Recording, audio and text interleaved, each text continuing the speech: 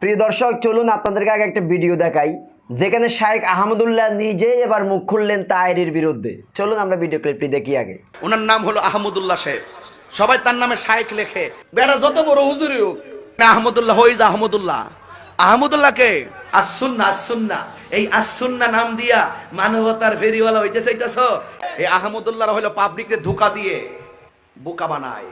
আহমদুল্লাহর গনার time আমরা আছে।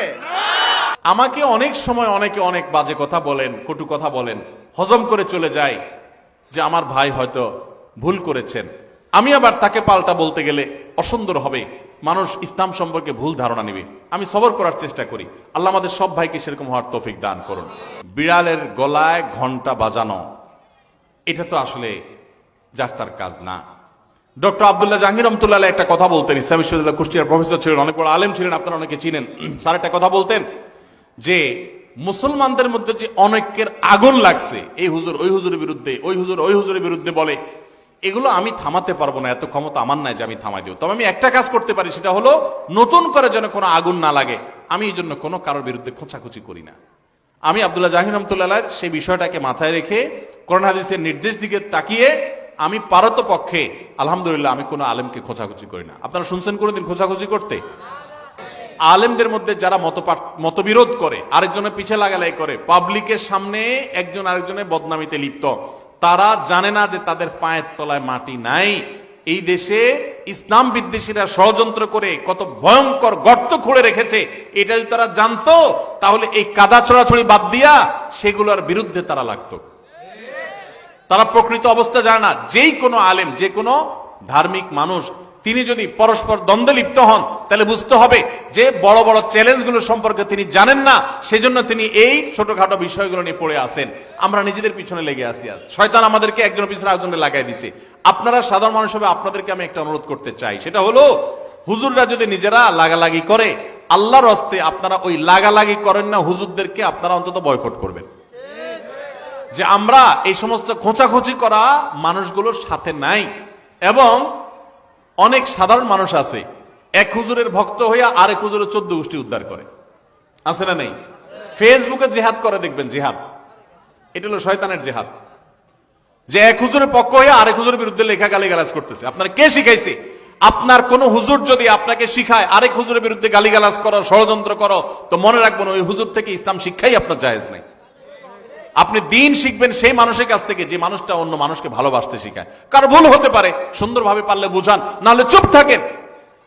নবী সাল্লাল্লাহু আলাইহি ওয়াসাল্লাম পরিষ্কারভাবে বলেছেন যে যে ব্যক্তি আল্লাহ এবং আখিরাতের প্রতি ঈমান আনে, ফালিয়াকুল খায়রান আও লিয়াসমুত, সে হয় ভালো কিছু বলবে আর নাহলে চুপ থাকবে, মুখ দিয়ে খারাপ কিছু বলবেন না। আমার অবাক লাগে, অনেক হিন্দুদের আইডিতে অনেক আমাদের ছেলেফেলেরা, মুসলমানের ছেলেফেলেরা দেখা যায় কমেন্ট করে সেখানে তাকে গালিগালাজ করে, মালাউন, এটা সেটা নানান খারাপ কথা বলে।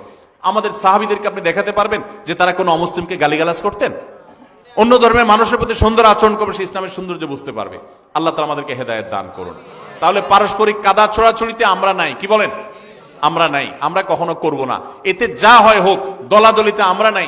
আব্দুল্লাহ জাহাঙ্গীর রহমতুল্লাহ একটা সুন্দর কথা বলতেন। স্যার বলতেন, শুনেন, আমরা হুজুররা গন্ডগোল করব, এগুলো আমাদের স্বার্থের ব্যাপার। আপনি অযথা আমাদের পিছনে আইসা আমাদের স্বার্থ উদ্ধারের আপনি উসিলা হলেন, মাধ্যম হলেন, আপনার কি লাভ হলো? আপনার আমলটা কেন বরবাদ করলেন আপনি আমার জন্য, আরেকজনকে গালিগালাজ করে? এই জন্য কোন হুজুরের ভক্তি করতে গিয়া আরেক হুজুরের শত্রু হতে যাবেন। প্রিয় দর্শক, আপনারা ভিডিওটি দেখছেন কত সুন্দর করে শাইখ আহমদুল্লাহ তিনি গিয়াসউদ্দিন তাহেরির সমালোচনা করলেন, সামান্য নাম পর্যন্ত নিলেন না, আর সাধারণ মানুষকে কি নসিহতও করলেন। এমন একজন আলেম, এই বাংলাদেশের গর্ব, তার মধ্যে একজন বিখ্যাত আলেমের বিরুদ্ধে গিয়াসউদ্দিন তাহেরি যেভাবে মাঠে ময়দানে বক্তব্য দিয়েছে, গিয়াসউদ্দিন তাহেরির তওবা করা ফরজে আইন হয়ে দাঁড়িয়েছে। শাইখ আহমদুল্লাহ এই জাতির সম্পদ, তার কথার মাধুর্যতা দেখছেন কত সুন্দর, তিনি কাউকে আঘাত করেন না। এমন আলেম কি আপনি দ্বিতীয়জন তার মতো হুবাহু পাবেন? এই জাতির মধ্যে শাইখ আহমদুল্লাহ একজন মধ্যমপন্থী আলেম। আল্লাহ সুবহানাহু ওয়া তাআলা তাকে উম্মার কল্যাণে নিয়োজিত করেছেন।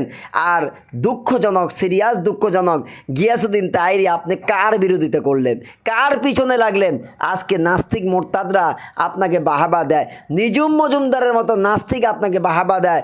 আপনাকে কি বলবো, আর ভাষা নেই। আসলে গিয়াসউদ্দিন তাহেরি এখনও সময় আছে, মৃত্যুর আগে প্লিজ প্রিয় গিয়াসউদ্দিন তাহেরি আপনি ফিরে আসেন, তওবা করেন। এই মাজার পূজায়, কবর পূজায়, থুন্নি দামাতের এই সমস্ত কুসংস্কার বাদ দিয়ে তাগুতের পিছনে না ঘুরে আপনি হক্কানি ওলামাই কেরামের সাথে ফিরে আসুন, তওবা করুন। তাহলে দুনিয়াতেও শান্তি পাবেন এবং দুনিয়াতেও সম্মানিত হবেন, আখিরাতে মুক্তি পাবেন। আজকে আপনি গিয়াসউদ্দিন তাহেরি, আপনাকে কজনে ভালো জানে? আপনি মনে করেন আপনি এই সমস্ত শয়তানি বান্দরামি করেন, অথচ আপনার অনেক সমর্থক ফেসবুকে আপনাকে বিভিন্ন মাধ্যমে আপনার সমালোচনা করে। এতে কি লোকজন আপনার সম্মান বাড়াচ্ছে না কমাচ্ছে? আরে যেখানে পূজা মণ্ডপে আপনার ওয়াজ চলতেছে, কনসার্টে গান বাজনার ভিতরে আপনার ওয়াজে বাদ্যযন্ত্র লাগিয়ে ওয়াজ চালানো হচ্ছে, বিয়ে বাড়িতে আপনার ওয়াজের নামে সেখানে কনসার্ট হচ্ছে আপনার ওয়াজকে ঘিরে, এমনকি কি বলবো যে বিভিন্ন গান বাজনার কনসার্টে কি বলবো, আসলে আমার ভাষা নেই। গিয়াসউদ্দিন তাহেরি, প্লিজ থেমে যান। আপনি কার পিছনে লাগলেন? এমন একজন বিখ্যাত আলেম যিনি গোটা উম্মার জন্য এত নিজের জীবনকে উৎসর্গ করলেন, তার মতো আলেমের পিছনে আপনি লাগলেন। আল্লাহ আপনাকে হেদায়েত নসিব করুক। তো প্রিয় দর্শক, যদি আমার ভিডিওটি ভালো লাগে, আপনাদের কাছে একটা অনুরোধ, একটা লাইক করবেন। আর আমার ভিডিওতে প্লিজ যারা চ্যানেলটি এখনও সাবস্ক্রাইব করেন নাই, প্রিয় ভাই আমার অনুরোধ চ্যানেলটি সাবস্ক্রাইব করে যাবেন।